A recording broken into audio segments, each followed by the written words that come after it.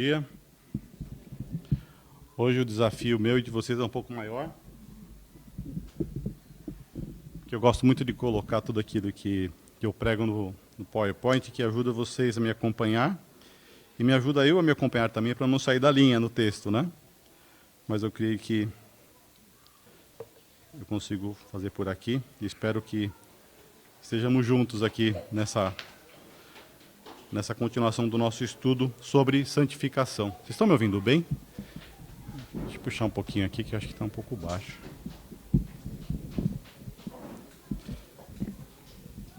Muito bem, a gente está numa sequência de estudos aqui sobre o nosso tema é santificação, e baseado na carta aos Romanos, do capítulo 6 até o capítulo 8. O irmão Gavi já trouxe 3 estudos onde ele pôde falar e tratar do capítulo 6, onde a gente pôde ver já a primeira parte desse estudo, que mostra a nossa relação, a relação do cristão com o pecado, e mostra exatamente a forma como nós podemos ser libertos disso. No capítulo 7, está tratando da relação do cristão com a lei, é o capítulo que nós estamos estudando agora. E a gente dividiu isso em 2 partes, né? A primeira parte, a gente pôde ver os 2 primeiros pontos até o versículo 12, e hoje a gente vai ver o último ponto do nosso estudo. Eu quero trazer uma breve recapitulação daquilo que a gente tem falado, pelo menos no capítulo 7, para quem não pôde estar aqui na semana passada, poder acompanhar um pouco. Eu queria, mas antes disso, eu queria ler com vocês o que nós vamos estudar hoje, até para vocês encontrarem todos os links aí para a gente poder ter o nosso texto aqui. É Romanos capítulo 7, versículo 13 até 25. Romanos 7, a gente vai aqui do 13 ao 25. Pode abrir as Bíblias aí, dou um tempinho para vocês. Hoje não tem projeção, vai ser cada um por si, né? Deus por todos. Muito bem, ele começa assim. Então, o que é bom se tornou morte para mim. De maneira nenhuma. Mas para que o pecado se mostrasse como pecado, ele produziu a morte para mim por meio do que era bom. De modo que por meio do mandamento ele se mostrasse extremamente pecaminoso. Sabemos que a lei é espiritual, eu contudo não sou, pois fui vendido como escravo ao pecado. Não entendo o que faço, pois não faço o que desejo. E se faço o que não desejo, admito que a lei é boa. Neste caso, não sou mais eu quem faz, mas o pecado que habita em mim. Sei que nada de bom habita em mim, isto é, na minha carne, porque tenho o desejo de fazer o que é bom, mas não consigo realizá-lo. Pois o que eu faço não é bom, pois o que faço não é bem o que desejo, mas o mal que não quero fazer, esse continuo fazendo. Ora, se faço o que não quero, já não sou eu quem faz, mas o pecado que habita em mim. Assim encontro essa lei que atua em mim, mas quero fazer o bem. O mal está junto de mim, pois no meu íntimo, no meu ser, tenho prazer na lei de Deus. Mas vejo outra lei atuando nos membros do meu corpo, guerreando contra a lei da minha mente, tornando-me prisioneiro da lei do pecado que atua em meus membros. Miserável homem que sou, quem me libertará do corpo sujeito a esta morte?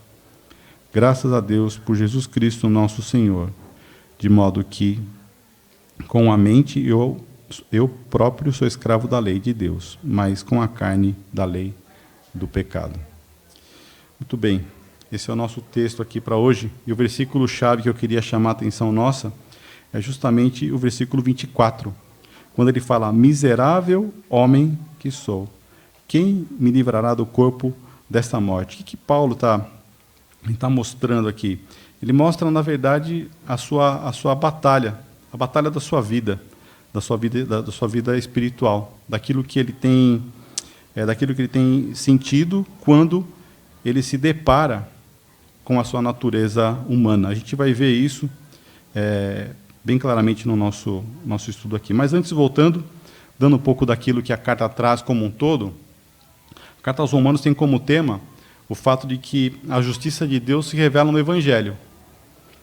Em Romanos, no primeiro capítulo, versículos 16 e 17, a gente vê como, através do Evangelho, obviamente falando do sacrifício de Cristo, né, a justiça de Deus se manifesta. Na primeira parte do livro, até o capítulo 5, a gente sabe que como essa justiça ela é obtida, né, como ela foi obtida. E a partir do capítulo 6, que é o que nós estamos estudando, mostra como nós vivemos essa justiça. E aí que entra o nosso tema de santidade, né? A partir do capítulo 6, a gente já vê como essa justiça que nos foi atribuída deve ser vivida. A santidade que a gente está tratando aqui é aquela santidade não só que nós obtemos quando fomos salvos, né? Mas uma santidade diária da nossa luta contra o pecado. A gente pode entender também, olhando para a nossa salvação, nós temos ela em 3 tempos, né? A salvação do tempo passado, ela fala que ficamos livres da penalidade do pecado, ou seja, não estamos mais sujeitos à morte eterna como consequência do pecado, porque agora, crendo em Cristo, nós estamos agora diante de Deus justificados. O segundo momento da nossa salvação é o momento presente, que nós vivemos hoje. Nós estamos nos livrando do poder do pecado. Eu falo nos livrando porque isso é uma batalha diária, né? O pecado ainda está em nós, a nossa natureza pecaminosa ainda habita em nós, e, portanto, nós temos essa luta. Isso nós não estamos tendo essa luta porque algum problema existe, mas o cristão sério, ele tem essa luta, que é algo presente, né? E nós temos o aspecto futuro da nossa salvação, que fala justamente do fato que nós seremos livres da presença do pecado. Então, e nós vemos aqui, nessa pergunta de Paulo, né, quem me livrará do corpo desta morte? Ele está ansiando por esse momento, em que ele vai estar na presença do Senhor, com seu corpo transformado e livre da presença do pecado. E nós aqui estamos estudando a parte da santificação que envolve o tempo presente da nossa salvação, né? Estamos lutando contra o poder do pecado. Nesse capítulo 7, então, a gente pôde ver na semana passada essa questão, tratando agora do cristão com a lei, de como nós somos libertos da lei do ponto de vista da condenação que ela nos impunha. Ela apontava para o nosso pecado, isso nos trazia uma condenação, estávamos debaixo da lei. E o apóstolo mostra, então, que agora não estamos mais debaixo da lei como nós cantamos, estamos debaixo da graça. Então, a lei já não tem mais uma ação condenatória sobre nós. A gente viu também na semana passada que a lei é santa, né? O apóstolo afirma isso no versículo 12. Mas ela acabou sendo usada pelo pecado para introduzir a morte, porque pela lei foi conhecido o pecado pôde ser apontado, e dessa forma nós somos passíveis de morte, porque o salário do pecado é a morte, né? Como diz a palavra. E hoje nós vamos ver que a lei, mesmo sendo santa, ela é impotente para nos transformar plenamente e nos libertar, e libertar alguém do pecado. A lei não é capaz de libertar alguém do pecado.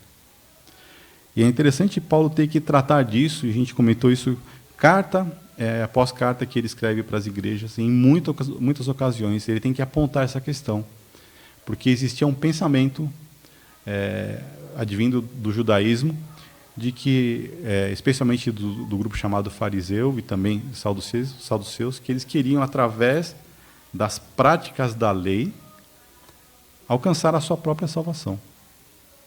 E Paulo mostra aqui, como ele mostrou também na carta aos Gálatas, aos Efésios também, que isso não funciona, né? A lei não pode salvar ninguém. E isso eu queria ver com vocês. E nós vimos na semana passada também, agora uma breve revisão, acho que dá tempinho, uma pergunta que a gente fez, né? Então, para que serve a lei? Se ela não serve para me salvar, e o apóstolo fala que a lei é boa, então ela deve ter um propósito, né? E para que a lei serve? E a gente viu que a lei ela serve para justamente apontar e condenar o pecado. Agora, essa lei, a gente olha para ela como sendo algo ruim, se é que a gente faz isso, né? por causa do nosso próprio pecado. É o pecado que torna a lei condenatória. Assim como qualquer lei no nosso país. Você não pode falar, por exemplo, que as leis de trânsito elas são ruins. Porque elas visam o quê? Proteger você e a população como um todo de acidentes. Mas quando você toma uma multa, você não gosta da lei, né? Ninguém gosta de tomar multa. Então a gente acaba trazendo essa visão dupla, né, de que a lei é boa ou não é boa. Quando ela me atinge, eu não gosto dela. Mas quando a gente vê a lei de Deus, ela atinge a todos. A palavra fala porque todos pecaram. E por isso, existe essa dupla afirmação. Inclusive o apóstolo fala isso, na palavra a gente encontra muitas vezes, ele falando que a lei é boa, depois ele fala que a lei gera morte. Mas o problema dessa visão não está no fato da lei ser ruim, está no fato de nós sermos pecadores. E que a lei não é boa, então, para nos salvar. Mas ela é boa para uma coisa, para apontar o pecado. Isso é um ato de misericórdia de Deus. Porque se não fosse a lei, nós não saberíamos que somos pecadores. A lei não serve para Deus porque Deus sabe que nós somos pecadores. Ele conhece a nossa vida, o nosso interior, Ele sabe do nosso coração. Mas a lei trouxe uma realidade para o homem, de que ele é pecador, de que nós somos pecadores. E para isso, então, que a lei serve. E para isso que Deus coloca e Ele apresenta a sua santidade por intermédio desta lei que Ele trouxe a seu povo. Mas a gente viu no comecinho do capítulo que nós somos libertos dessa lei. Em que sentido nós somos libertos dessa lei? Nós somos libertos desta condenação. Na medida que Cristo ele cumpre toda a lei e se oferece como nosso substituto ali na cruz, Ele atribui a nós uma justiça que não é nossa, mas é dele, mas aquele que crê. Então Ele recebe essa justiça e nós somos libertos da lei. Mas libertos para quê? Qual é o propósito dessa liberdade? E Ele fala aqui que nós somos libertos para darmos fruto, para andarmos em novidade de vida. Então, essa liberdade que nós temos agora, observe comigo, por favor, o versículo 4 do capítulo 7. Ele fala assim: assim, meus irmãos, também vós morrestes relativamente à lei, por meio do corpo de Cristo, para pertenceres a outro, a saber, aquele que ressuscitou dentre os mortos. Olha o finzinho desse versículo. A fim de que frutifiquemos para Deus. Então ele está mostrando que nós, na identificação que temos com Cristo, nós morremos para a lei. Ele citou dois exemplos aqui, né? Um exemplo falando sobre o matrimônio, né? Mostrando que uma mulher, enquanto ela está casada, o seu marido vive, ela é responsável, e ele também, desse matrimônio, desse casamento. Fala que se ela se unir com outro homem, ela estaria adulterando. Ou seja, infringindo, no caso, a lei aqui. Mas Paulo fala, se esse marido morre, essa mulher agora está livre. E se ela se casar de novo, ela não peca, ela não adultera. E ele usa essa figura para mostrar na nossa relação para com a lei. Assim como aquela mulher ficou livre daquele matrimônio e da obrigação daquele matrimônio, e ela não peca mais se ela se casar de novo, assim também nós morremos para a lei. A gente sabe muito bem que um morto não pode cumprir nenhum tipo de pena, né? Então nós morremos para a lei. E Paulo fala, vocês morreram para a lei, mas não para simplesmente ficarem livres dessa condenação. Mas ele nos coloca um propósito, para que nós frutifiquemos. Então o primeiro aspecto que nós vimos semana passada foi a libertação do cristão da lei. O segundo aspecto que a gente viu é que a lei, mesmo sendo santa, traz a morte. A gente viu a partir aqui do versículo 7, né, que nós estamos agora vendo que a lei é santa, mas que ela traz a morte. Então o problema está exatamente conosco e não na lei. Eu queria só frisar um aspecto aqui do que foi trazido a semana passada sobre essa lei, né? É interessante que Paulo cita aqui no versículo 7 um dos mandamentos como uma referência à lei. Esse mandamento é o 10º mandamento, lá de Êxodo, capítulo 20. Fala, não cobiçarás. E quando a gente olha aquela relação de mandamentos, a gente encontra algo como não matarás, né? A gente encontra como honra teu pai e tua mãe. Então, a gente tem uma série de mandamentos que mostram o pecado na forma da ação, aquilo que a gente faz. Mas quando ele chega no 10º mandamento, ele fala, não cobiçarás. Mas a cobiça é algo que ela não reflete a nossa ação. Ela está na nossa mente, ela está no nosso coração. Então aqui o apóstolo ele traz esse mandamento mostrando que a lei ela não tinha a ver somente com aquilo que as pessoas faziam, mas com aquilo que estava também no seu próprio coração. E o Senhor Jesus, quando ele interpreta a lei no Sermão do Monte, lá no capítulo 5 de Mateus, ele vai mostrar isso para os seus discípulos. Ele usa algumas frases. Ele fala assim, vocês ouviram o que os seus antepassados falavam. Não matarás. E ele fala, eu porém vos digo, que aquele que odiar seu irmão,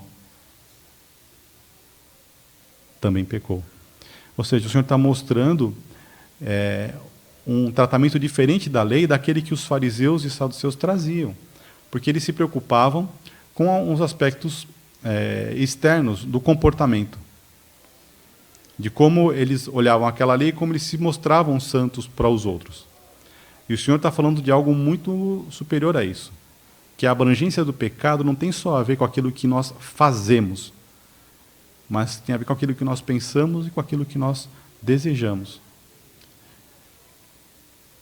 Então o problema da lei não está na lei em si, mas está em nós. E ela mostra exatamente esse problema que nós temos, essa luta que nós temos. Então a gente pode ver que a lei, mesmo sendo santa, ela traz a morte, mas ela é boa, porque ela nos mostra a abrangência do pecado. Nossa sociedade, irmãos, se você perguntar para alguém o que é pecado, o primeiro que essa palavra pecado ela é proibida, né? Ninguém fala pecado. Deve ser politicamente incorreto, mas a palavra de Deus repete pecado continuamente nos seus textos aqui. Mas se você perguntasse para alguém o que é pecado, a resposta talvez mais normal que nós teríamos é quando as minhas atitudes prejudicam alguém. Quando eu causo prejuízo a alguém, isso eu estou pecando, de uma forma geral. Então, tudo aquilo que eu faço na minha mente, no meu coração, não importa. Se eu faço algo que não prejudica ninguém, somente a mim mesmo, não importa. Esse talvez é um conceito de pecado e da abrangência do pecado que a gente pode ouvir aí fora. Mas quando a gente entra nesse texto e observa até a lei de Deus, e não só a lei de Deus, mas a palavra de Deus, quando ela aponta aquilo que devemos ser e fazer, a gente percebe que a abrangência do pecado é muito maior, que ela envolve os nossos desejos. E aí, então, que eu vejo que é a nossa maior luta, porque nós somos pessoas socialmente educadas, né? A gente não sai por aí matando ninguém, né? Pelo menos eu não tenho notícia disso aqui entre vocês, né? Eu não vejo ninguém fazendo absurdos aí fora, porque a gente é ensinado a não fazer essas coisas e a nossa sociedade vigia também algumas dessas coisas. Então a gente não faz. E a gente não pode se contentar, na nossa relação com Deus, em tratar o pecado somente como estas coisas que as pessoas consideram pecado. Mas eu tenho que olhar para o que a Bíblia considera pecado para minha relação com Deus ser plena. Quando nós somos ensinados, lá na carta de João, a confessar nossos pecados, não é confessar os pecados que as pessoas acham que é pecado ou que eu acho que é pecado. É confessar o pecado que a palavra de Deus diz que é pecado. Então, quando ela entrar nessa área, e vocês vão concordar comigo, dos desejos e dos nossos pensamentos, irmãos, aí nós temos que confessar e talvez nos colocar junto com Paulo aqui, né? Miserável homem que sou, quem me livrará do corpo dessa morte? E eu queria que, quando nós olhássemos para esse texto hoje, a gente pudesse nos identificar com Paulo nessa luta. Mas isso só é possível quando a gente reconhece a nossa própria condição, né? Se alguém se acha bom demais para reconhecer seu pecado, não vai conseguir entender a luta, né? Porque a luta ela é muito grande, ela é diária, ela é constante na nossa vida. E a lei trouxe isso, né? A lei mostrou a santidade de Deus para nós e como nós somos pecadores. A lei é boa, irmãos. E ela veio trazer essa consciência para o homem. Estamos libertos da condenação da lei, não precisamos cumprir a lei com as regras que ela traz. Tudo isso era sombras daquilo que haveria de vir e que Cristo trouxe na salvação. Mas ela mostra exatamente o caráter de Deus e o nosso próprio caráter, né? O nosso próprio pecado. E por isso Paulo fala aqui, né? Justamente isso, que a lei trouxe exatamente esta consciência do pecado para os homens. Mas ela não pode libertar, né, do pecado. Quem fez isso, nos libertou do pecado, foi o Senhor Jesus, pelo seu sacrifício na cruz. Então, quando nós aceitamos Cristo como Salvador, nos identificamos com Ele na sua morte, e nós morremos para a lei, para que em novidade de vida nós possamos frutificar para Deus.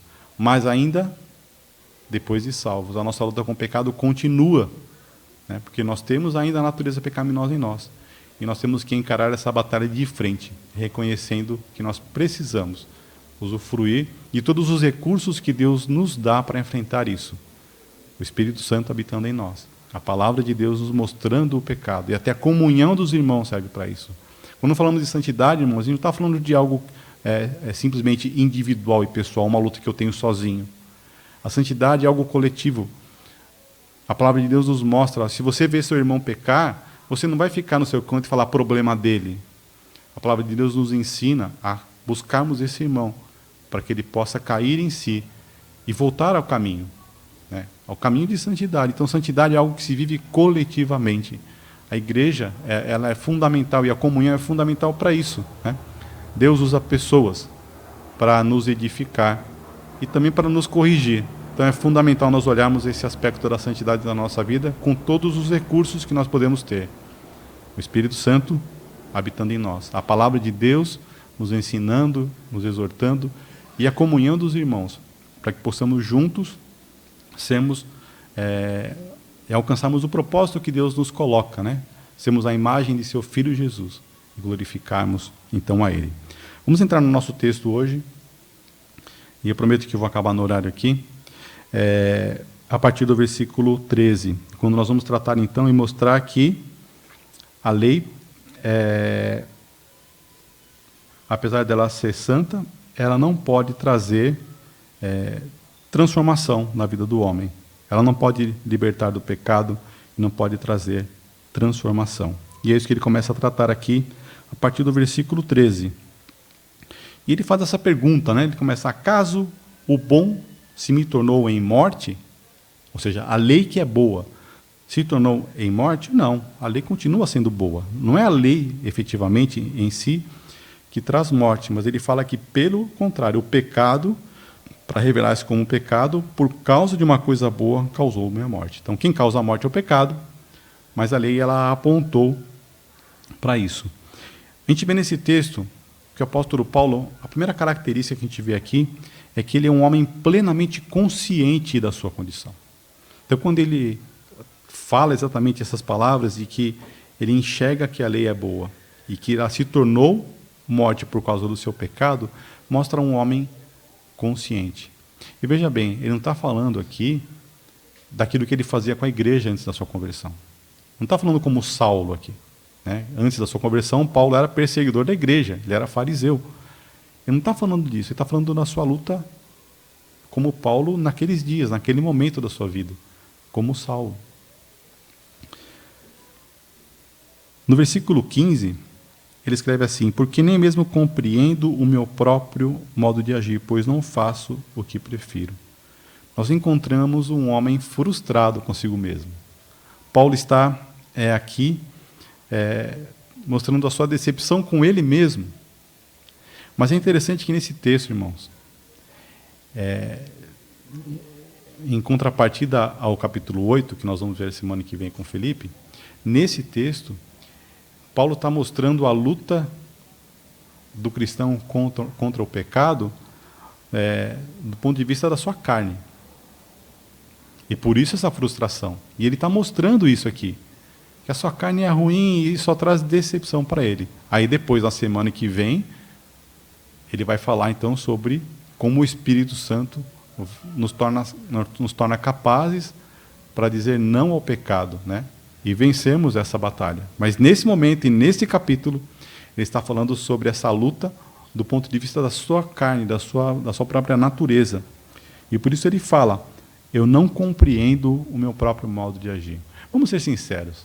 Será que nunca a gente fez alguma coisa e depois pensou, por que eu fiz isso? Por que eu fiz isso? Porque eu sei que é ruim, eu sei que não deveria ter feito, mas eu fiz. Você se pergunta, por que fiz isso? Seja nos nossos atos, nos nossos desejos, pensamentos, enfim, qualquer aspecto desses. Em algum momento da nossa trajetória cristã, e talvez seja mais comum até, a gente faz isso. Porque essa frustração de Paulo deve ser a nossa também. A gente não pode achar normal qualquer reação, como essa citada como pecado, normal na nossa vida e tudo bem. É fundamental a gente se sentir frustrado também sobre esse aspecto, para que a gente possa recorrer ao recurso que Deus nos dá. O problema do fariseu, irmão, sabe qual era? É de que ele achava que, pela sua carne, naquilo que ele fazia, ele conseguiria se apresentar justo para Deus. Esse era o problema do fariseu.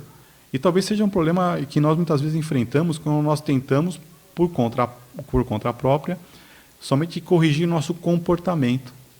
Ou seja, mostrar uma santidade externa. Mas o nosso desejo ali, ele está remoendo e a gente não luta contra isso. E se a gente não luta contra isso, uma hora ele vai vencer.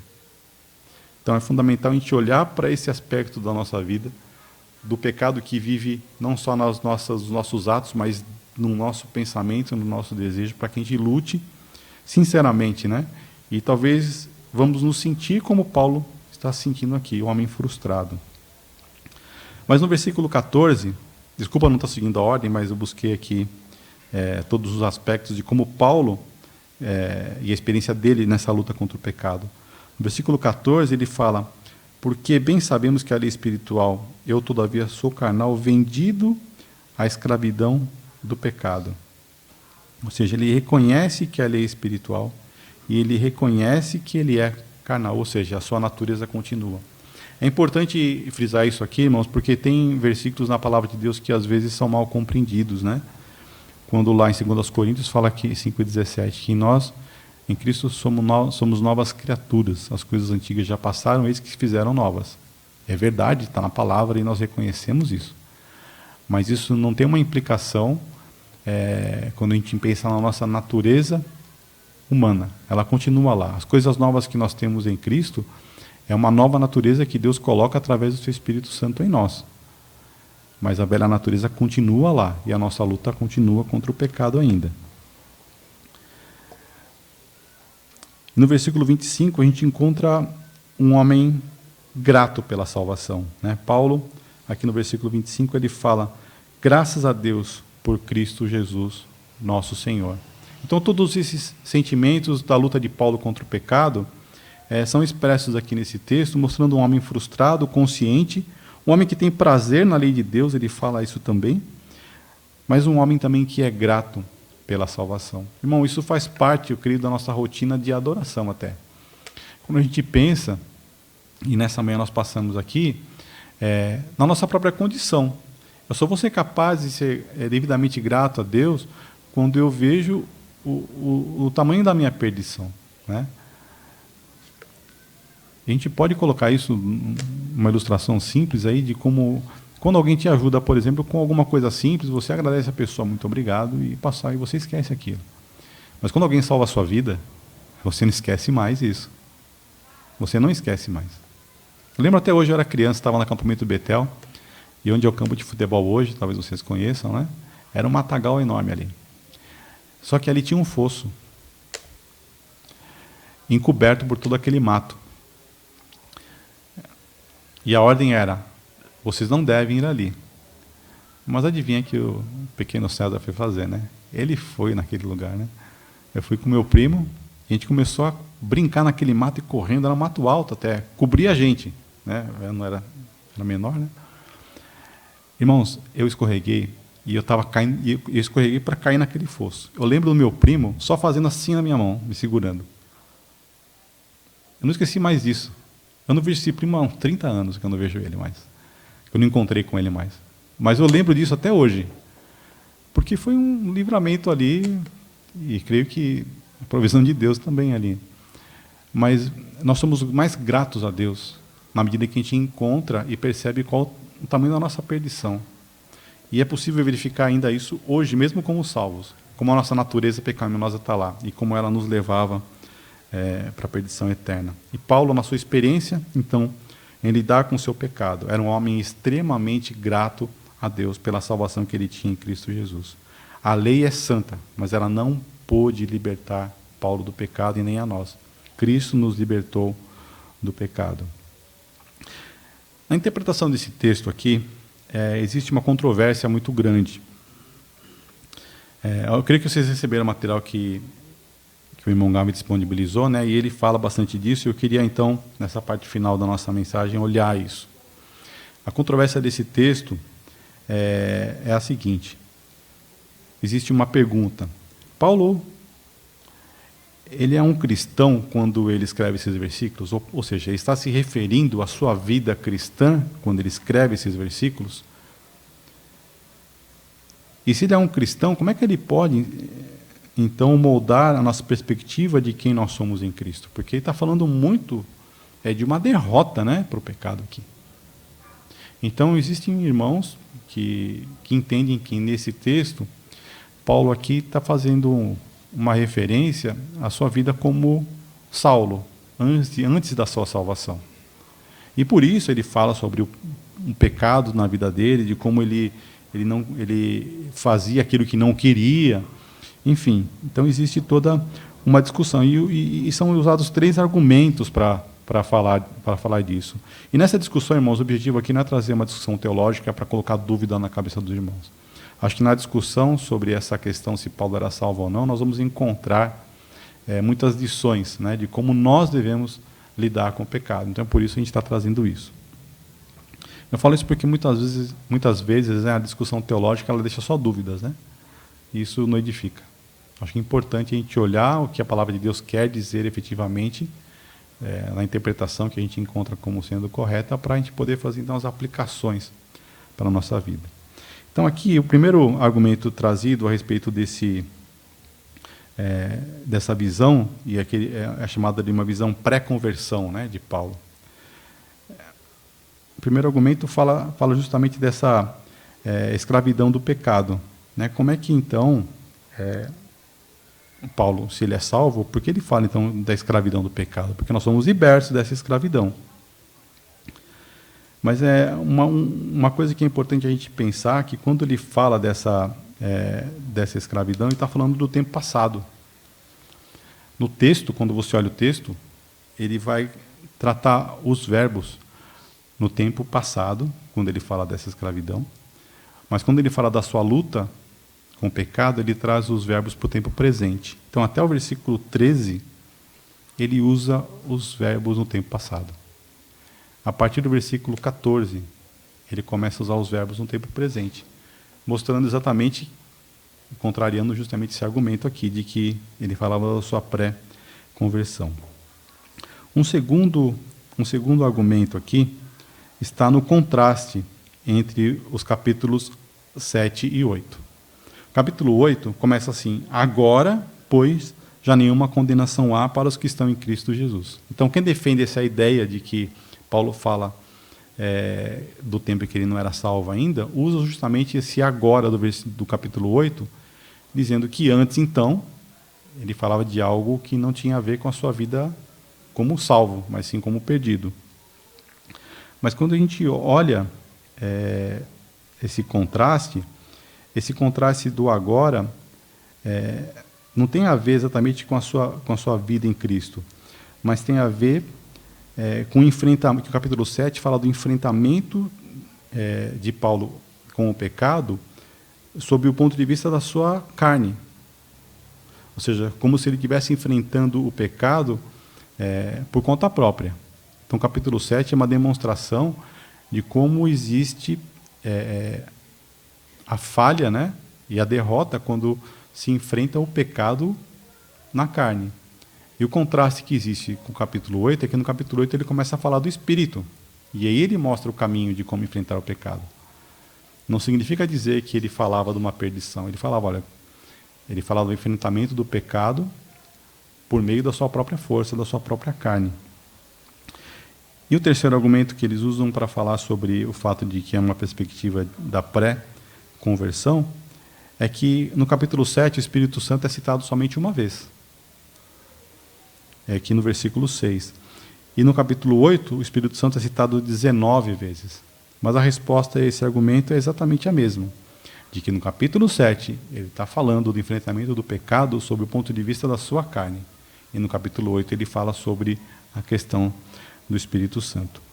Então, quais motivos a gente teria para crer que esse texto que Paulo escreve, e aí nós vamos tirar as lições para nós, é de que esse texto fala de um homem lutando, de um cristão, né, lutando contra o pecado.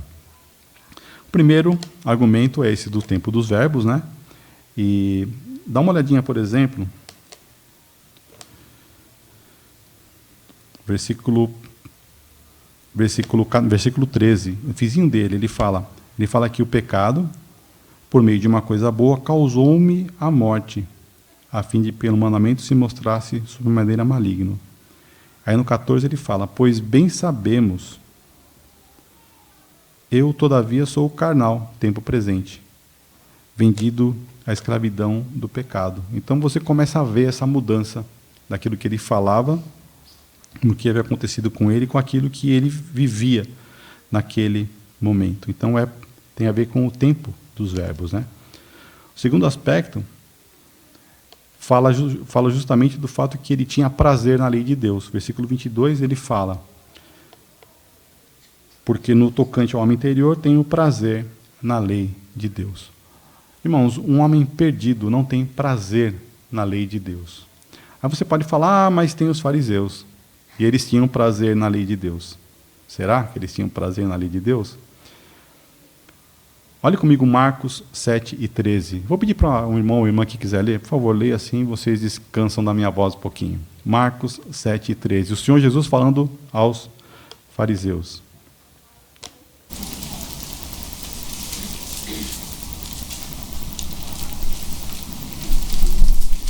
Por conseguinte, a lei é santa, o mandamento santo, justo e bom. Acaso o homem bom se tornou em morte? De modo nenhum, pelo contrário,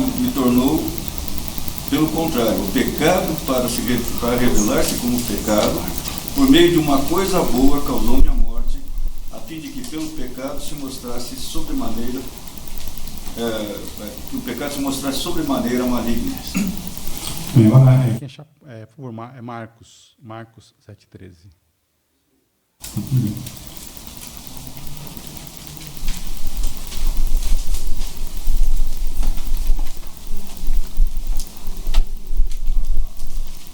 Invalidando a palavra de Deus pela vossa própria tradição, que vós mesmos transmitistes, e fazeis muitas outras coisas semelhantes.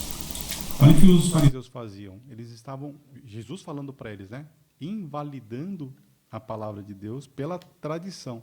Então, o que os fariseus gostavam não era da lei. Eles não tinham prazer na lei. Eles tinham prazer nas tradições. E Paulo reconhece isso também quando ele fala a respeito de si, mas especialmente nesse versículo que nós vemos aqui de Marcos, mostra o Senhor Jesus apontando para os fariseus que eles estavam, ao invés de cumprir aquilo que a lei mandava, eles estavam invalidando por causa das tradições. Então, o homem natural, ele não tem prazer na lei de Deus. E Paulo aqui, ele declara que ele tinha prazer na lei de Deus. Então, esse é um argumento muito forte, que fala que, nesse momento, ele está falando da sua própria condição como cristãos. E nós, irmãos, também temos que ter esse mesmo prazer que Paulo tinha. E eu quero ampliar o conceito aqui da lei de Deus como a palavra de Deus. A gente quer viver uma vida de santidade e é fundamental nós conhecemos a palavra de Deus. É por isso que a gente estuda tanto e é por isso que é importante não só aquilo que a gente faz juntos, mas cada um, no seu devocional, possa encontrar na palavra de Deus motivos para glorificar a Deus e motivos também para mudar de vida, de poder encontrar e de se tornar sensível ao pecado. Porque o problema dos fariseus é que eles confiavam e traziam como algo correto a tradição deles, né? A gente não pode viver segundo tradições, nem segundo conceitos humanos, tem que viver segundo a palavra. E assim como Paulo amava a lei de Deus, nós temos que amar a palavra de Deus, para que a gente consiga, efetivamente, reconhecer o que fazer e o que não fazer. Um outro argumento aqui, sobre o fato de que essa é uma perspectiva de Paulo depois da sua conversão, mostra alguém que tem um clamor, que nós lemos aqui no final do nosso texto, e o clamor de Paulo é: quem me livrará do corpo desta morte? Quando a gente falou sobre a salvação, a gente viu os tempos dela, né? O tempo passado, a palavra que nós ficamos livres da penalidade do pecado. No tempo presente, nós estamos sendo livres do poder do pecado. Mas do ponto de vista futuro, a salvação tem a ver com estarmos livres da presença do pecado. E esse clamor de Paulo aqui tem a ver com esse tempo futuro. Quando nós seremos libertos do corpo desta morte que Paulo cita aqui? Não é quando a gente é salvo. A gente vai ser liberto dessa natureza pecaminosa para sempre no futuro, quando tivermos nossos corpos transformados. Essa é uma figura, uma vez eu ouvi uma explicação de um professor que falou o seguinte: essa figura que Paulo usa tinha muito a ver com a condenação que acontecia no Império Romano de pessoas que eram culpadas diante do Império. Eles traziam uma condenação muito cruel para essas pessoas. Essas pessoas eram amarradas a cadáveres. E elas não conseguiam se livrar daquilo. E ela morria pela contaminação que ela tinha, por esse contato que ela tinha com esse cadáver. Ela saía carregando aquilo. De fato, eu não posso dizer que isso é real, porque eu não estava lá, né? Mas foi o que a história conta. E eu acho muito... E é uma figura muito própria para esse aspecto da nossa vida, né, cristã, que nós carregamos como que um cadáver, né? A nossa velha natureza está aqui, nos contaminando o tempo todo. Mas somos nós mesmos, né? A gente não pode colocar isso na terceira pessoa, né? Somos nós, né? Nós temos essa natureza. E Paulo tem esse clamor: eu quero me livrar disso. Eu quero me livrar disso. Irmãos, o tamanho da nossa luta tem que ser tão grande a ponto de nós termos esse mesmo desejo, né, esse mesmo clamor. Eu sinto, e eu confesso com vocês que eu já passei por isso também, que às vezes a gente deseja o arrebatamento da igreja quando a gente está passando por dificuldades, né? A gente está passando por algum problema meio pesado, meio sério. A gente pensa: que bom se Cristo voltasse agora, né? Se Ele nos buscasse agora. Quantas vezes a gente pensou isso? Mas Paulo está falando isso quando ele olha para o seu pecado. É um desejo dele, talvez diário, né? De que ele olha para a sua condição e para essa natureza que ele carrega. Ele fala: quem me livrará do corpo desta morte? E ele mesmo responde aqui, né? Graças a Deus por Jesus Cristo. Graças a Deus por Jesus Cristo, nosso Senhor. Então é importante a gente também ter esse clamor de Paulo, né? Mas, de novo, isso só pode ser um clamor se nós olharmos que nós carregamos um cadáver nas nossas costas aqui, né? E que nós estamos com essa natureza nos afligindo o tempo todo. Um outro aspecto que esse texto fala de uma pós-conversão de Paulo, né? Tem um paralelo muito grande entre a carta aos Romanos e a carta aos Gálatas. A carta aos Gálatas foi escrita antes, mas se a gente olha Gálatas capítulo 5 e Romanos capítulo 7, eles andam juntos, no mesmo raciocínio do apóstolo, e na forma como ele apresenta esses argumentos, né? Então, Gálatas 5 é muito claro quando mostra o apóstolo falando da luta do cristão contra o pecado. Ele mostra a luta do cristão contra o pecado. Então, seria muito estranho, num texto paralelo, trazendo os mesmos argumentos, ele está falando de alguém não cristão. Então, quando a gente olha Gálatas, a gente encontra ele escrevendo assim: sois assim insensatos, que tendo começado no Espírito, estejais agora vos aperfeiçoando na carne, ou seja, na natureza pecaminosa. Então, a mensagem que Paulo traz para os Gálatas é que eles, como salvos em Cristo, tendo o Espírito dentro de si, eles estavam voltando aos rudimentos da lei, e se colocando debaixo da lei de novo, como se eles pudessem, pela sua carne, no cumprimento da lei, trazer algum aperfeiçoamento para a sua vida. Paulo falou, isso não é possível, isso é loucura, isso é insensatez. Então, nesse paralelo que nós vemos entre Gálatas e Romanos, nós podemos entender que é a mesma condição. É Paulo falando da luta do cristão.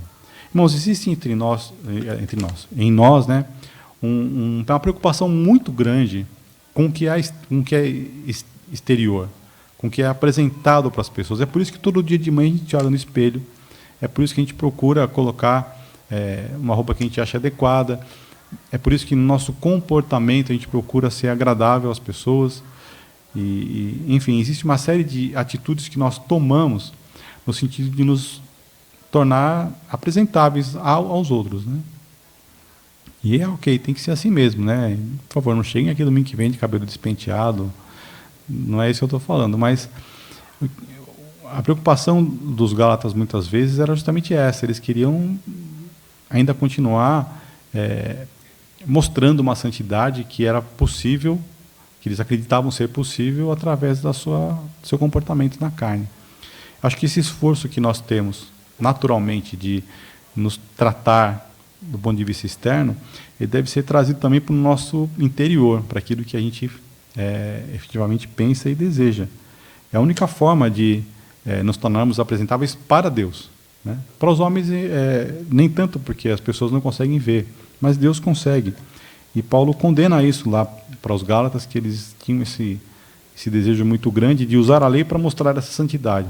Talvez a gente use outras coisas para querer mostrar essa santidade, né? A gente pode querer mostrar, talvez, essa santidade, enfim, em tempos passados, aí, muitas vezes, os cristãos eles eram identificados por algumas características físicas, né, de como se vestiam e tudo mais.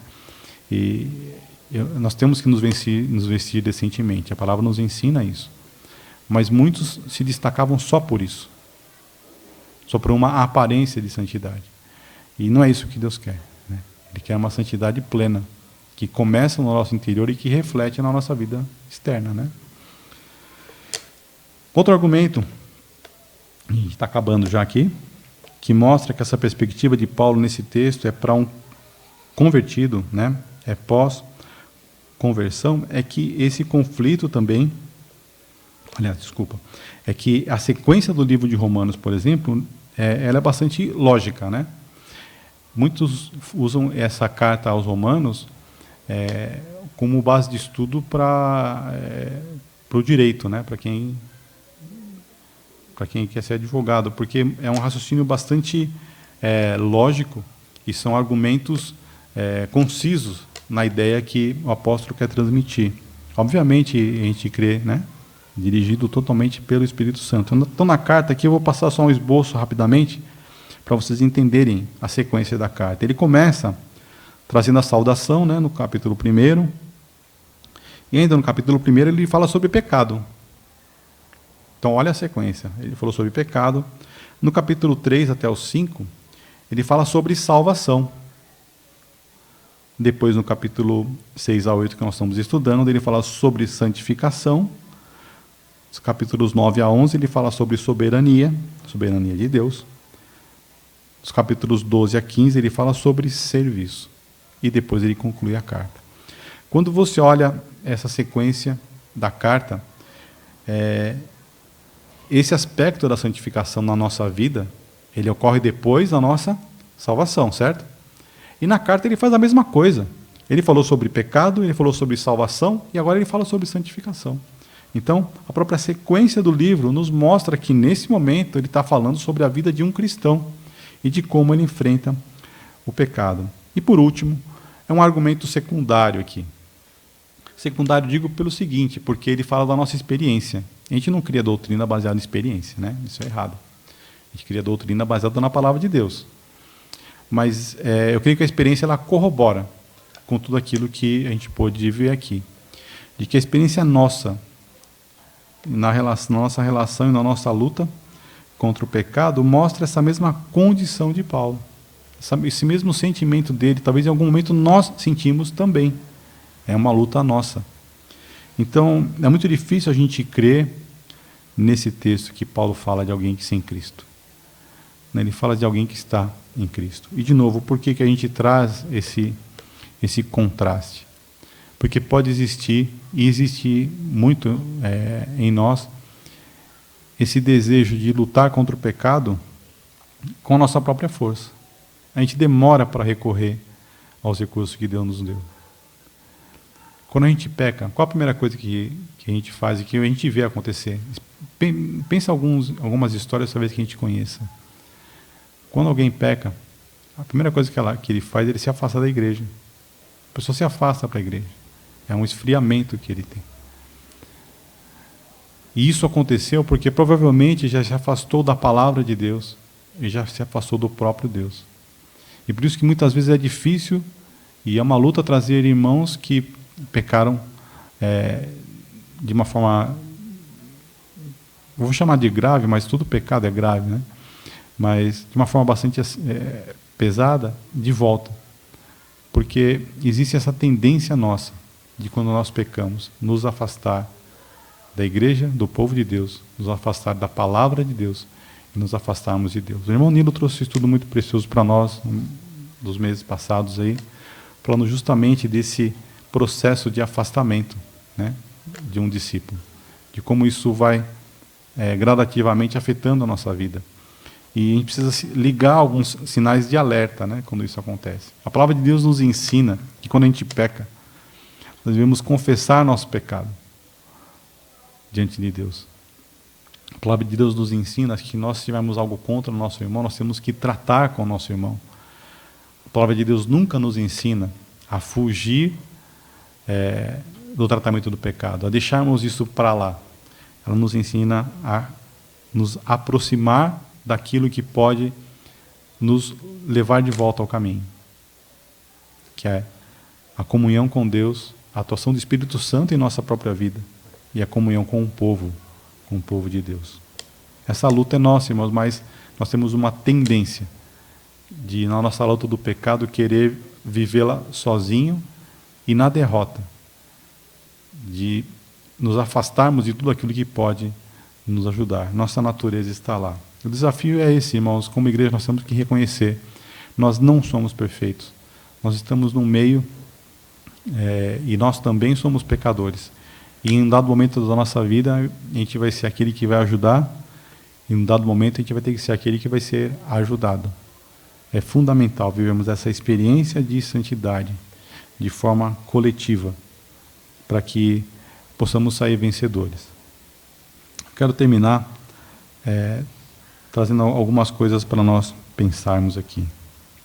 A primeira delas é que o ser nova criatura, de 2 Coríntios 5:17, não implica em santidade automática. Implica numa santidade posicional, do ponto de vista de como me relaciono com Deus agora, né? Nós podemos entrar na presença dEle, orar a Deus, adorá-lo, porque podemos ser purificados e lavados pelo sangue de Cristo. Mas do ponto de vista da nossa vida diária, é necessário, sim, a nossa luta contra o pecado. Segunda coisa,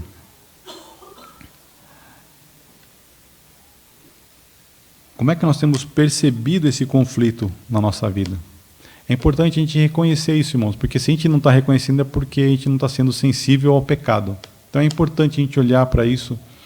E tem mais texto aqui, mas a gente não vai seguir, mas na carta ao João, João escreve que aquele que diz que não peca é mentiroso. Ou seja, peca duas vezes, né? Porque já pecou, e a segunda porque está sendo mentiroso, porque nós pecamos. É fato. E João está falando para crentes aqui. Então é fundamental a gente entender e perceber que essa luta existe. E se nós não estamos lutando, certamente nós estamos perdendo.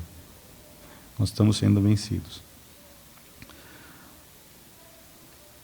Terceiro, andar no Espírito, a palavra de Deus e a comunhão dos irmãos são as armas disponíveis nessa luta. Isso a gente falou, né? É importante ter isso em mente. É por isso que eu não acredito... Olha, eu trabalho com tecnologia, irmãos. Eu não acredito numa igreja virtual. Por mais que exista comunicação, você consiga ter reunião via Zoom. E hoje, por exemplo, né, a gente está sem internet aqui, por isso que não tem transparência, não tem nada, não tem PowerPoint, não tem nada. Mas eu creio que não é possível. Eu estou falando isso porque existe igreja virtual já. Já existe e funcionando. É só você fazer um cadastro na internet lá, você vai ser membro na igreja lá nos Estados Unidos. Aqui no Brasil não sei se tem ainda, mas existe. Acho muito difícil a gente ter esse suporte uns dos outros simplesmente virtualmente. Eventualmente a gente pode usar essas ferramentas, são bastante úteis e a gente usa. Vamos usá-las para acrescentar aquilo que nós já temos do ponto de vista presencial. Mas a comunhão é fundamental, irmãos. Não vamos deixar... Por isso que Paulo fala, né? Não deixe de se reunir como é costume de alguns. Porque nesse ajuntamento, não só aqui dos domingos e quartas e sábados, enfim, mas nosso contato diário é que a gente consegue o apoio mútuo, né? O próprio apóstolo, no final da sua vida, ele escreve que ainda não havia alcançado a perfeição. Filipenses foi, eu creio que foi a última carta que Paulo escreveu. Se não foi a última, foi uma das últimas, eu não me recordo aqui. Mas no capítulo 4, eu guardo para vocês lerem depois, versículo 12 a 16, ele fala que ele não havia alcançado a perfeição. Aí você olha para a vida de Paulo e começa a ver o que ele passou, o que ele fez. A gente tem que ser sincero, né? Se Paulo não chegou na perfeição, o que vai dizer do César, né? O que vai dizer de cada um de nós aqui? Né? Nós estamos longe disso. Então ninguém pode chegar e falar, olha, já cheguei lá, né? Já completei a carreira. Eu lembro, meu avô viveu muitos anos. O Edgar viveu 92 anos. E até a sua velhice, eu via ele estudando a palavra. E nas últimas vezes que encontrei com ele, a nossa discussão foi sobre isso. Ele abriu um texto, a gente começou a conversar. Um homem com 92 anos tem coisa para aprender da palavra de Deus ainda? E ele tinha coisa para aprender. Eu creio que nós temos coisas para aprender e coisas ainda para lutar. A gente não vai chegar no modelo, né, que é Cristo aqui nessa vida. A gente não vai chegar. Mas a gente tem que buscar isso e a nossa luta tem que ser contínua. E Paulo, lá em Filipenses, fala que não conseguiu, é porque nós temos ainda um caminho a percorrer. E por último, nem a lei perfeita de Deus, ela serviu para aperfeiçoar o homem. Tem um texto lá em Hebreus que fala que a lei não pode aperfeiçoar o homem. E esse foi o nosso tema, e deixei por último aqui de propósito.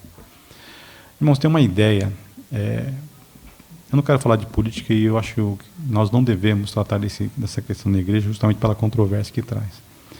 Mas eu não creio que se nós tivéssemos uma legislação perfeita aqui no Brasil, imagina assim que chega um congresso e fala, nós vamos adotar agora a Bíblia como a lei do nosso país. Vai ser bom para a sociedade? Vai, creio que vai. Mas isso não vai transformar o povo brasileiro num povo salvo e transformado, porque a lei não pode transformar. O povo da nação de Israel tinha a lei de Deus, eles não tinham um congresso nacional, eles tinham Deus escrevendo a lei para eles. Eles tinham a lei perfeita.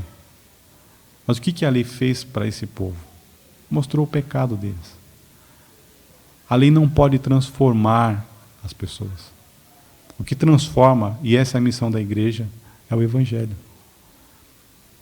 É pregar o Evangelho do Senhor Jesus, e através daqueles que creem, eles vão receber o Espírito Santo que transforma o nosso interior, que transforma o nosso desejo, que transforma o nosso coração. A lei não pode fazer isso. Eu creio que a igreja precisa se esforçar mais em pregar o Evangelho. Se a gente quer ver um país transformado, um país modificado, nós temos que pregar o Evangelho. Porque lei nenhuma pode transformar o coração de um homem. Nem a lei de Deus. Portanto, fica aqui uma lição muito grande para nós, de que a lei não pode transformar. E que a igreja é a agência de Deus para a pregação do Evangelho.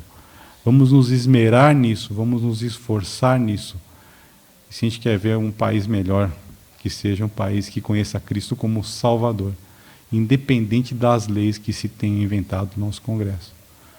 E disso a gente não pode esperar muita coisa, mas do Evangelho a gente pode esperar. Que Paulo fala que é o poder de Deus para a salvação de todo aquele que crê. E essa é a nossa missão, fazer discípulos do Senhor Jesus, através da pregação do Evangelho. Então que nós possamos guardar isso e reconhecer a nossa luta contra o pecado continua, agora como cristãos. E a partir do próximo domingo, então, Felipe vai entrar no capítulo 8 e vai poder falar do recurso que Deus nos coloca à disposição, né, para vencermos o pecado. E que assim seja, que nós possamos vencer o pecado na nossa vida. Amém.